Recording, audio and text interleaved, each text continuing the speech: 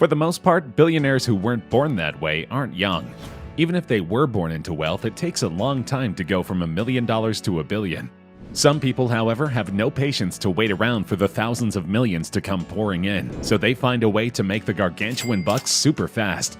Try not to feel too jealous as we count down the 10 youngest self-made billionaires of all time.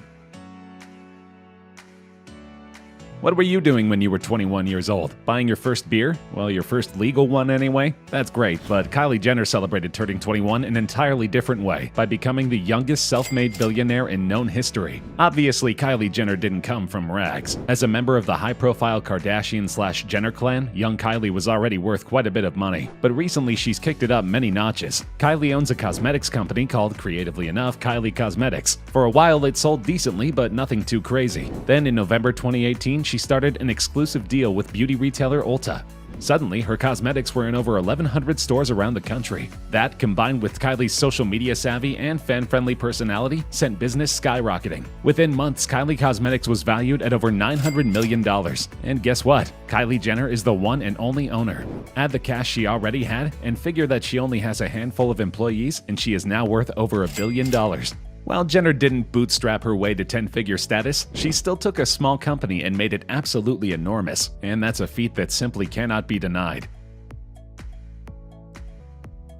If any tech figure has influenced your day-to-day lives more than Mark Zuckerberg, we'd like to meet them. The founder of Facebook, aka that site you keep checking when you should be watching this video, is the reason social media is as omnipresent as it is today. He didn't invent the idea of social media, but he made it so accessible that everyone from hipsters to great-grandmas has a page these days. Before Facebook was the ultimate household name, however, Mark Zuckerberg was just a kid from Harvard who had an idea. He started a Harvard-only website called The Facebook. Yes, the site's original name was literally what old people call it to annoy their grandkids, originally as a fun yet sophomoric way to rank Harvard girls' hotness levels. But soon enough, Zuckerberg realized that Facebook could do far more than rank pretty girls. It could connect people. So he tweaked it to become more of a social network, one that quickly took off around the campus. It proved so popular, in fact, that Zuckerberg realized other colleges would love it too. So he expanded it again, making it so anyone with a college email address could join. After just a couple of years, Zuckerberg concluded that catering to college kids was limiting. Facebook should be enjoyed by all. So now anyone with an email could join, and boy did they ever. Facebook's simplistic style appealed to every possible demographic.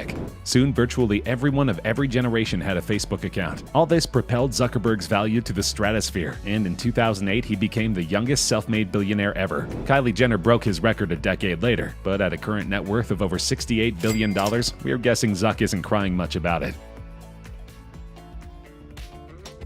Worried about your pictures lingering around the internet long after you've posted them? Then Snapchat is for you. It's apparently also for a ton of people, judging by how quickly their CEO and co-founder Evan Spiegel became a billionaire off the app. Spiegel was born wealthy, with both his parents being high-priced lawyers who resided in Malibu, California. Spiegel went to an expensive private school and later to Stanford. There he met fellow tech nerds, Bobby Murphy and Reggie Brown. Together they designed an innovative app called Peekaboo, where you would send pictures to your friends that would disappear moments later. It was social media sharing for people who valued privacy. In 2012, Spiegel left Stanford and began working on Peekaboo, now called Snapchat, full-time. The move paid off, as the company quickly grew in popularity. It grew so big, in fact, that in 2013, Facebook owner Mark Zuckerberg offered to buy it for an incredible $3 billion. How many people would say no to that much money? Spiegel did, telling Zuck to buzz off. He believed Snapchat was his, and he would make his billions using it, not by selling it. He was right. In 2015, Spiegel joined the Billionaires Club at the tender age of 25. In 2017, he received an incredible $800 million cash bonus after successfully taking Snapchat public. At his peak, he was worth over $4 billion, more than Zuckerberg was willing to pay him to go away. In 2018, Snapchat lost almost $800 million when Rihanna called for her fans to delete the app after it posted an offensive ad. Just a short while later, Kylie Jenner tweeted, "Does anyone else not open Snapchat anymore?" That single statement cost the company $1.3 billion. Don't cry for Evan Spiegel, though. He's still worth around $3 billion. Though we're sure he'd rather influential celebrities not go after his poor little app ever again. Checks are dead, nobody carries cash, and online payments are all the rage. So companies like Stripe, which lets both businesses and individuals send money over the internet, are in high demand. The brothers in charge of Stripe aren't just in high demand, they're in the money. John and his brother Patrick, whom we'll talk about later, are Irish entrepreneurs who founded a software company called Shupa in 2007. Within a year, Shupa had both merged with another company and got bought out entirely. This gave the 17-year-old Collison a decent amount of money, which he used to attend and graduate from Harvard University. After leaving Harvard in 2009, the Collisons co-founded Stripe. It paid off, as 6 years later, Stripe has grown so huge that both Collisons were bona fide billionaires. John was just 26 at the time. Today, he's still going strong, with a net worth of over $2 billion. Not bad for the owner of a company that's essentially PayPal, only not. Facebook is so powerful, even people who aren't with the company anymore are making billions off of it, such as the story of Dustin Moskovitz. Moskovitz was Mark Zuckerberg's roommate at Harvard, and the two launched Facebook together. Moskovitz served as the company's chief technology officer until 2008, when he left to strike out on his own.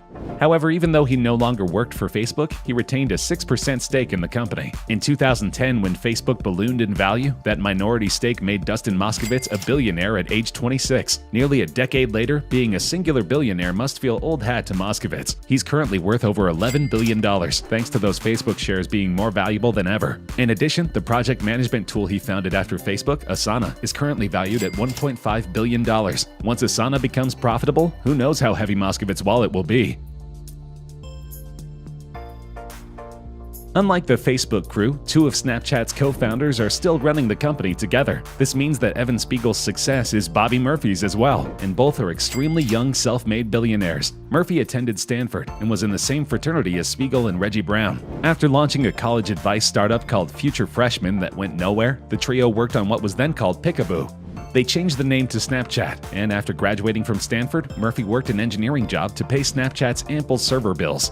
That sacrifice paid off, as Snapchat blew up in both popularity and value. As majority stockholders by a wide margin, Murphy and Spiegel both profited significantly, with Murphy becoming a billionaire at age 27. He's currently worth over $3 billion. Oh, and as for the other guy, Reggie Brown, in 2013 he was kicked out of the company and filed a lawsuit, claiming he thought of the idea and wasn't given any credit. He had hoped to get $500 million in the suit, but in 2014 settled for $157.5 million. That's not a billion, but it'll definitely pay the bills. Stripe's other founder, Patrick Collison, became a billionaire at the same time as his brother, but because he's 2 years older, he technically took longer to make his money. He isn't complaining. Patrick was interested in technology and science from an early age. In 2005, at just 16, he won Ireland's Young Scientist and Technology exhibition by creating his own programming language. In 2010, already a millionaire thanks to merging and selling his first company, Shupa, Patrick and his brother founded Stripe. 6 years later, the company was valued at over $9 billion, and both brothers were young billionaires. Patrick alone is currently worth over $2 billion. That's the kind of money that allows someone to pursue all sorts of passions. In Patrick's case, he's a huge bookworm, and parlayed that into launching his own publishing company, Stripe Press. Whether he makes money off of that is irrelevant, since Stripe has given him enough to live on for the rest of his days. If you need further proof of how huge Facebook really is, consider this. In 2010, only 8 American billionaires were under 40 years old. 3 of them founded Facebook. We've already discussed 2 of the men, and now here's the third, Eduardo Saverin. You may know the fictionalized version of his story, as told in the movie The Social Network. Here's the real version. A fellow Harvard student, Saverin helped Mark Zuckerberg launch Facebook, and until 2005 served as the company's business manager. But around that time, Zuckerberg got frustrated with Saverin's non-Facebook business interests and decided to cut him out of the company. After some crafty legal wrangling, where Zuck's new company bought out Zuck's old company and didn't transfer any of the new company's shares to Saverin, the breakup was official. But Saverin was uninterested in going away quietly. He filed a lawsuit that Facebook settled by giving him around 5% of the company's shares. In 2010, as Facebook exploded in value, those shares garnered Saverin over $1 billion. Currently, he's worth over $10 billion, both because of those shares and because in 2012 he renounced his US citizenship to live in Singapore. This move has saved him hundreds of millions of dollars in taxes. Apparently, for some people, you don't get to $10 billion without bending a few rules. Google, the search engine to end all search engines, is practically synonymous with the internet. It's ubiquitous as both a noun and a verb. If Holmes was a self-made billionaire. In reality, just about everything that made her rich was a giant scam. In 2003, a 19-year-old Holmes founded Theranos, a blood testing startup that claimed they could perform full blood tests using a minuscule fraction of the amount of blood other tests require. The idea attracted many backers, and by 2014, the company was valued at $9 billion. That meant the 30-year-old Holmes was worth an incredible $4.5 billion, making her the youngest female self-made billionaire at the time. However, just 2 years later, Forbes revised her net worth to a whopping zero. That's because a series of investigations revealed Theranos' revolutionary blood testing technology simply didn't exist. One by one, financial backers dropped out of funding the company. Pharmaceutical companies backed out of working with them, and Holmes found herself legally barred from owning another company for 10 years. Her problems aren't through. She's also been charged with multiple counts of criminal wire fraud, with a trial set to begin in the summer of 2020. Oh, and her lawyers are currently attempting to remove themselves from the case since she apparently hasn't paid them in over a year. It's not hard to see why Fortune magazine ranked her among the world's most disappointing leaders.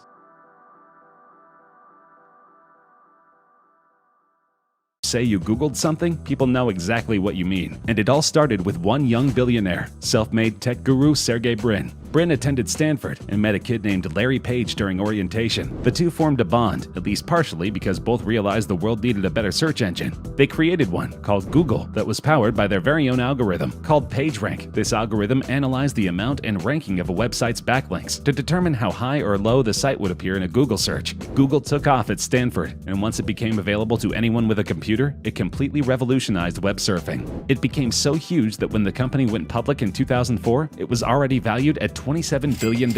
This made Brin, just a few days shy of 31 years old, an overnight billionaire.